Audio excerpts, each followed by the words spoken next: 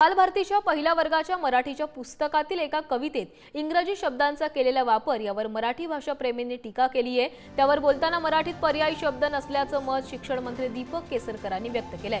त्यानंतर विद्यार्थ्यांना इंग्रजीचे आणि मराठी शब्द किती ज्ञान आहे हे जाणून घेतले आमचे नागपूरचे प्रतिनिधी जितेंद्र शिंगाडी यांनी।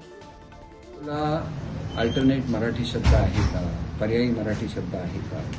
शेवटी यमक जुळत असताना एखादा इंग्रजी शब्द आला तर त्याच्यामध्ये फार मोठा त्याचा बाऊ केला पाहिजे असं बिलकुल नाही। कारण आपण टेबल म्हणतो, टेबल हा मराठी शब्द आहे का?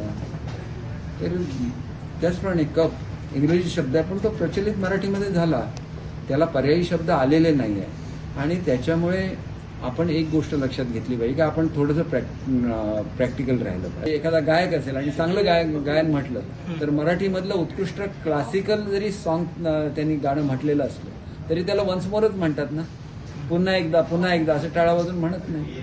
तर एक गोष्ट लक्षात घेतली पाहिजे की काही शब्द रूढ झालेले आहेत मराठीमध्ये आणि मुलांना सुद्धा त्याच शब्दांची सवय झालेली आहे आणि त्याच्यामुळे फारसं काही गैर आहे असं मी समजत नाही। वन्स मोर म्हणजे काय होतं माहिती तुला? वन्स मोर म्हणजे पुन्हा एकदा। वन्स मोर म्हणजे पुन्हा एकदा। वन्स मोर म्हणजे पुन्हा एकदा। वन्स मोर म्हणजे पुन्हा एकदा। वन्स मोर म्हणजे पुन्हा एकदा।